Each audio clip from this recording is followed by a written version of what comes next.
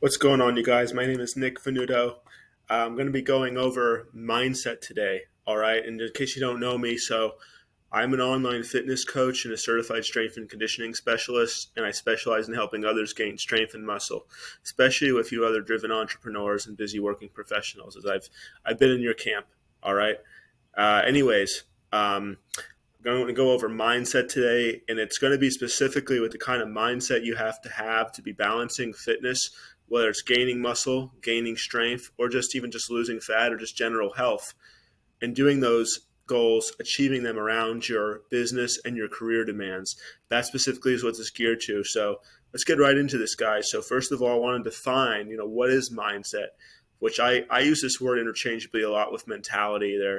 I get different definitions, but they're kind of similar, I think. Anyways, guys, mindset, obviously it has to do with the mind, and the Nick definition is how is your mind set up, or kind of like how it operates too, really, is what your mindset is. Here's a couple of definitions I looked up off of Google too, which are going to be a little more proper. So, mindset is habitual or characteristic mental attitude that determines how you will interpret and respond to situations. It also can be defined as an established set of attitudes held by someone. Okay, I mean, really, what it comes down to how the mindset is how the mind is set to operate and think. And the value with this is everything starts in the mind, everything that we do. So our mind and our mindset has to be dialed in well enough if we want to achieve things, okay? Because from the mindset, from how your mind is set to think and operate, is going to lead into how you'll end up acting upon in situations, okay?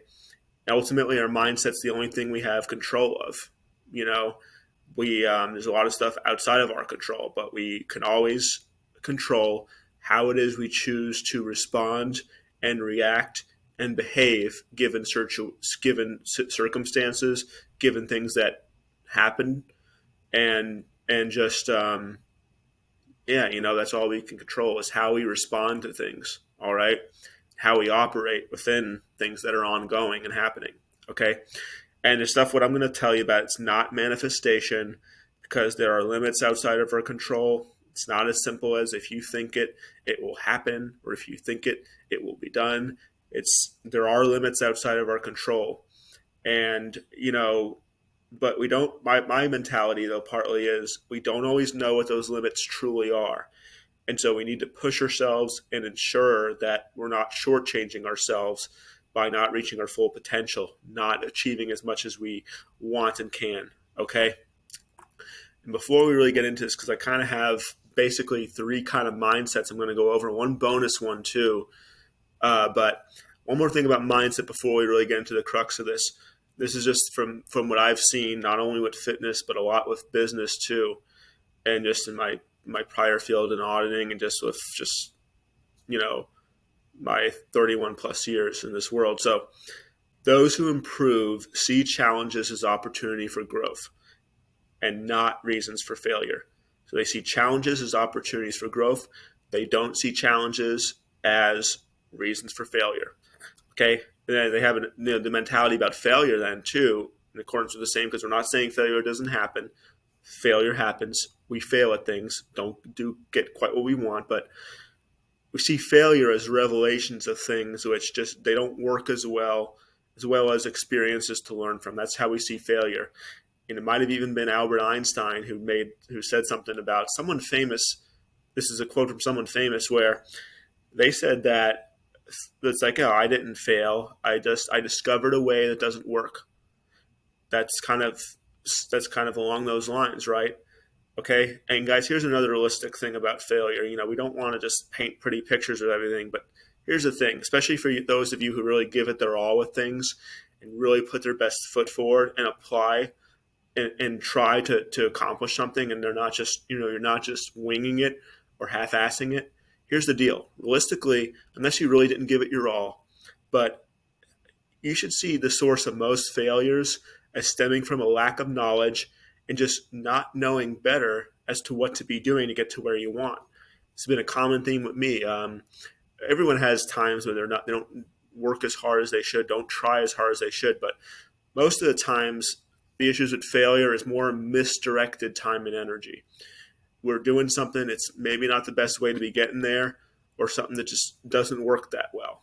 You know, it's possible it just isn't going to work very well at all on proper time frames, right? So that really is the source with most failure. It really has to do more with a lack of knowledge, in my experience, especially with folks that push themselves and who are driven. Like hopefully, who's watching now? If you other folks that are in business for yourselves, or you folks that are pushing yourselves in career. All right, that's been my observation in those areas with challenges for opportunities with growth. Seeing failures as just experiences to be learning from, and just noting that failures a lot of times are stemming from lack of knowledge. All right, so those are not a little more than one thing about mindset, but that's something though I have noticed time and time again.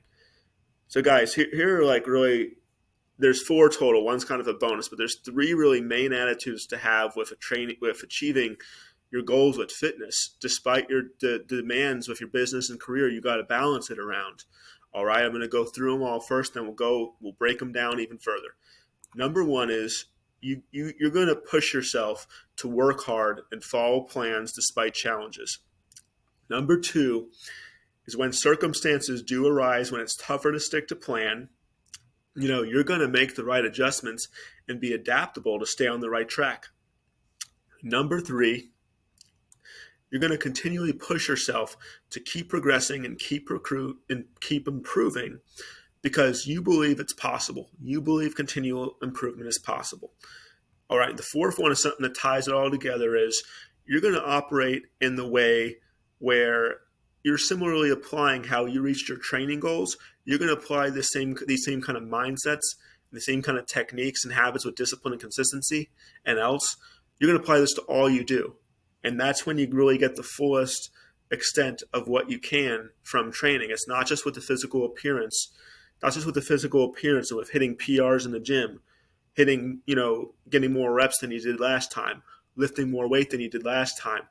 The biggest benefit with fitness is that it can help you set the tone for all you do with the mindset and the habits that you acquire with discipline, consistency, sustainability too, doing things that are going to be sustainable and that which, you don't get to a point where you plateau and then fall off the mountain. Okay. So those are the four. Let's break them down each individually more so. First one, you're going to push yourself to work hard and follow plans despite challenges. Guys, if this stuff were easy, more people would do it. All right. And with it's anytime you're going to be training to push yourself in the gym, you've got to, you have to push yourself. It'd be easier not to lift the weights than to lift the weights. Weights are heavy. As Charles Barkley said, he doesn't lift the weights because they're heavy, right? So anytime that to do that, it's hard to begin with. And the harder you push yourself, the better kind of results you get, right? But here's the deal with business, you got other challenge, you got even more specific challenges, which is sometimes just getting in to do it, let alone once you're in the gym, how hard it is to lift, right? Biggest things are with your schedule and with just having demanding work days, with the effect that has on your energy levels. Guys, typically if you're balancing your career, if you're balancing your fitness and your training around your career, you're either waking early to train or you're going to have to train at night after work, after a long mentally taxing day. All right. Training early, it's easier if you just, you don't set your alarm for whatever time, whether it be 4 a.m. or 5 a.m. or 6 a.m. to get up and train. Right? It'd be easier if you just slept into the time where you just get out of bed, eat breakfast real quick, hopefully brush your teeth, whatever you got to do, and then get out to work or whatever. Take your kids to school and then hit work, whatever. Right? That it is harder to get up earlier and get it done. Not to mention plan it the night before, have it in your plan the night before. Not only to get up on time, but then the other things you got to do then to be ready for the gym, to eat a good meal and such.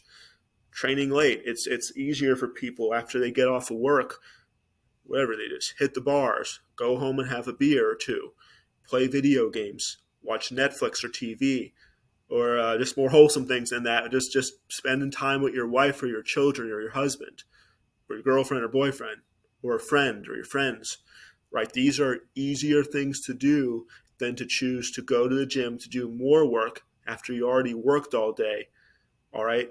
And you're going to basically just work more. only more physically, or maybe some of you are already in a physical job and you're going to do more physical work.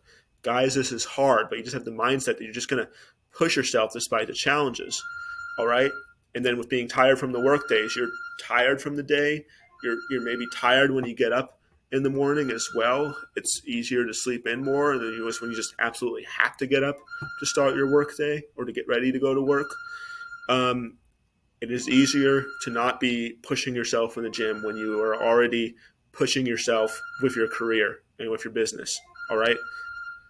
But we got to choose to work hard and to go for harder things if we want to achieve the fitness goals. That's how we have to look at it.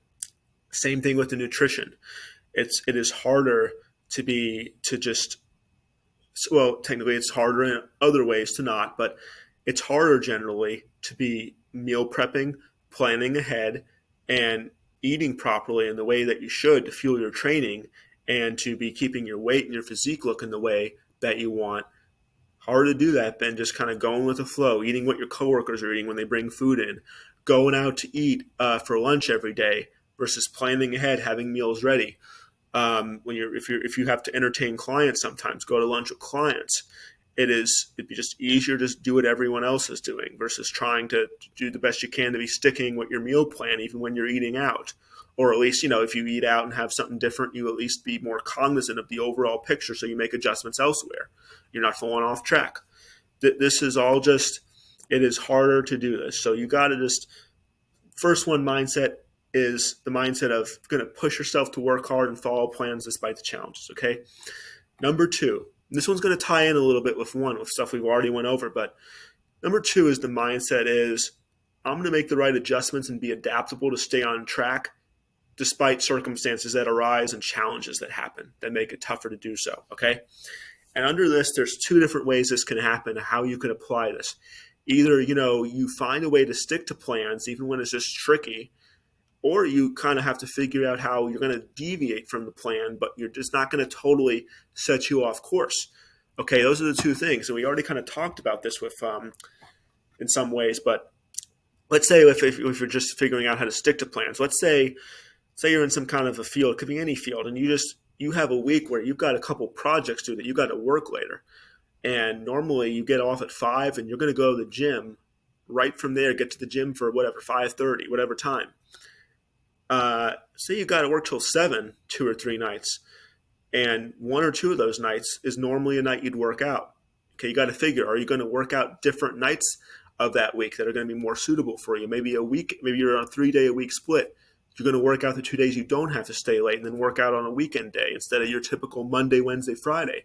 Or are you just going to go to the gym later the nights that you have to stay late?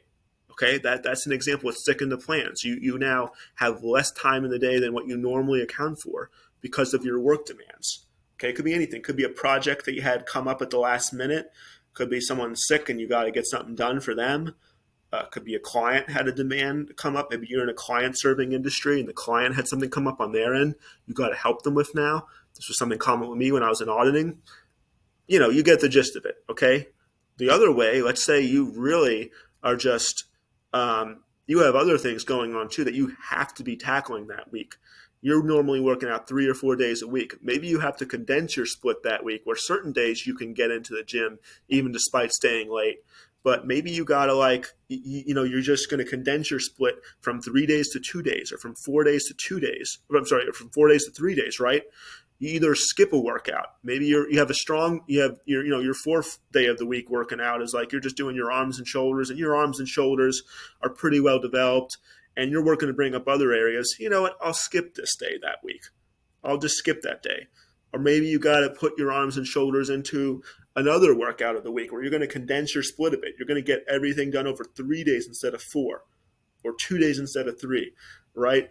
You're deviating from the plan a bit, but you're not totally falling off course. Same things with the foods, guys. If you are like away at a client and you just got to have a couple meals out, or you can't pack, it's just too much of a pain in the neck to pack exactly how you eat. You're going to have to figure something out better with, you're maybe going to have to either order something really close to what you normally eat at the restaurant, or maybe you're going to have to account for one of those days more as like a day you have a cheat meal and you're just going to try to do the best you can.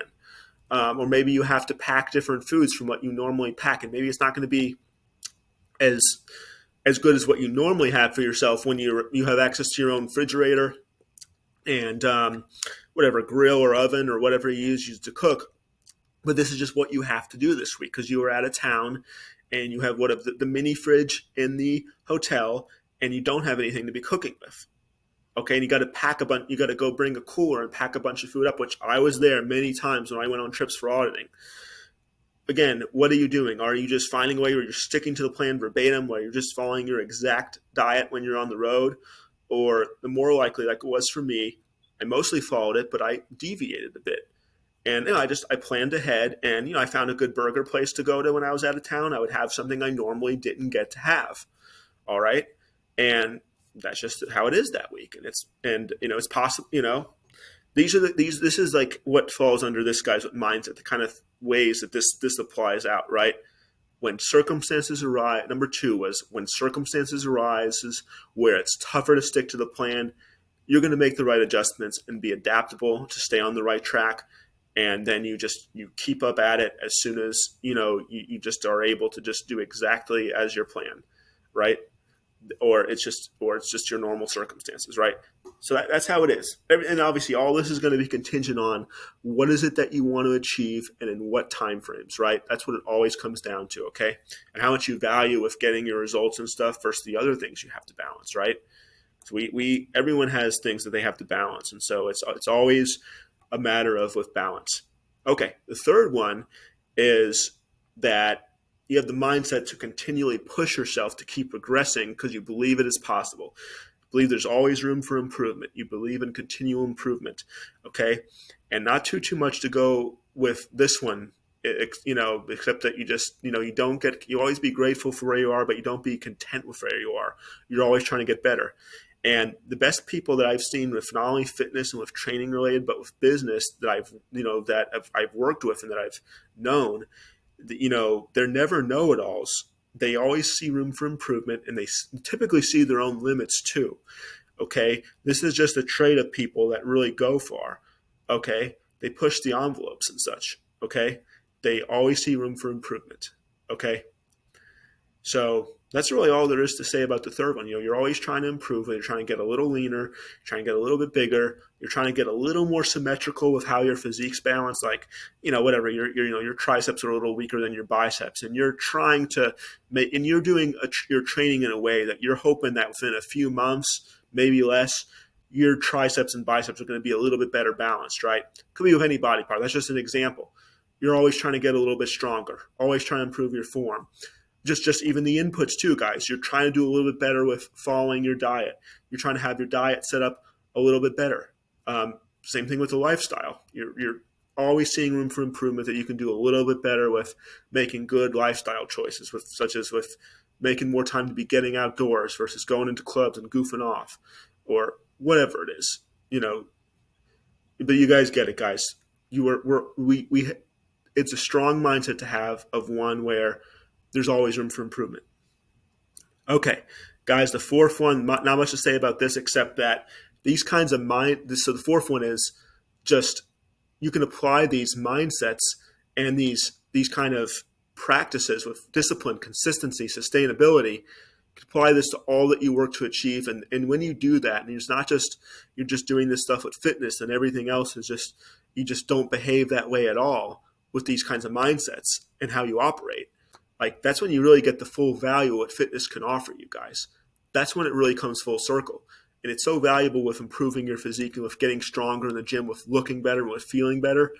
When you apply these things with all that you work to achieve, whether it be business, career, could even be hobbies. If you have hobbies like you like doing painting, carpentry work, woodwork, I'm not into these things, but gardening, whatever. Any of these things, it'll help you just be better at all you do. Okay. And we're wrapping up, but guys, the underlying thing with the attitudes that we hold is that all good things are within the right balance, okay? And everyone's level of balance is a little bit different. What I've been talking about is not geared with competitors, with bodybuilders, or athletes at all for that matter, whether it be powerlifting or other sports. We're talking about this with the frames of with people that are their business and career is their first pursuit, or at least something that's holding more weight than an average person, or more weight probably than fitness to an extent. But all this stuff's interrelated, so we have to have the right balance. And your level of balance is not going to be the same as someone in your exact circumstance. If you're a business owner, this business owner may have a different level of balance with them, because everyone's just different in what they value. Okay. And you have to figure it for yourself based on your goals, your timeline, the timelines you want to reach them in, the nature of the goals, how extreme they are, how far you are from them, and just how much you value them and how much you value all the other things you've got to balance around it. Okay.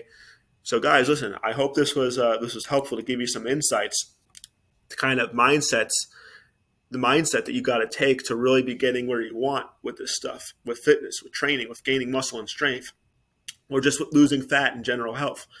Okay. Anyways, follow me on Instagram at Nick Venuto Fitness. I'll put the name down below, and please subscribe and keep following on here, as I'm going to keep sharing more knowledge just with not only with mindset, but with training, nutrition, and lifestyle. I'll share more insights about myself too, and relate all this together, as I've been through all these things that you've gone through, that you're going through yourselves, as someone who is working to balance fitness around their career. Anyways, guys, again, please subscribe, like, comment, and catch you in the next one. Thanks, guys.